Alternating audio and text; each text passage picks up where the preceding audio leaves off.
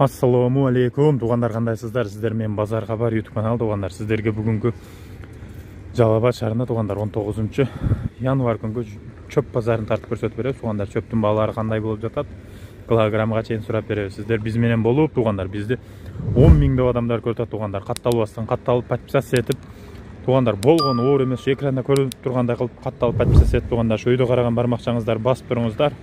Biz bolsa sizlerge mal bazarda tartып чыгардык. Көрсөңүздөр болот. Жума базар бүгүн билесиздер. Жумаңыздар маарек болсун. Беделер 400 сомдон дейт. Көрүп турганыңыздардай беделер 400 сомдон. Мындай чөп пресстер болсо 350 сомдон дейт кыргыз элим. Анан кийин бул жакта мына чөп пресстер көрсөңүздөр болот. Мына беде самандар болсо 300 сомдон дейт. Билесиздер, Жалал Абад шаарында чөп базар тугандар. Каналга катталып лайкты басканды унутпаңыз. Биз азыр килограммдарынан бир сурап коебуз. Канча килограмм чыгып калат бир пресс? Килограммы мына пресстен 15 килограмм үстү дейт. Мына көрүп турасыздар, жиптери да каттуу тартылып турат тугандар. Каналга катталып туруңуздар. Ассаламу алейкум.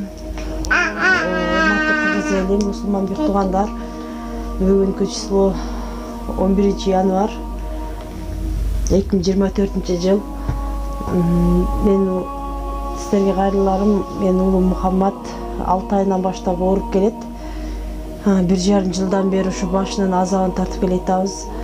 Сіздерден сураныч, мүмкүн болсо ушу баламдын Индияда алына турган лечениясына жардам кылып кетиңиздер, Алланын ыраазычылыгы үчүн. Азыркы учурда баламдын башынын ичинде аппараты бар. Буга чейин башынан 3 жолу операция болгон. Азыр баламдын жашы 2 жашта, отура албайт, баса албайт, тура албайт. Сіздерден сураныч, ушу баламдын лечениясына жардам кылып кетиңиздер. Алла ыраазы болсун сіздерден. Мен дагы ушу баламдын эл катары өз алдынча басып ойноп кетишин каалайм. Буну эшикке алып чыгып жетелеп ойноткум келет. Мен дагы ушу баламдын басып кетишине себеп болуп, аз да болсо жардамыңыздарды бериңиздер, салымыңыздарды кошуп. Андагы реквизиттердин баары өзүмө караштуу.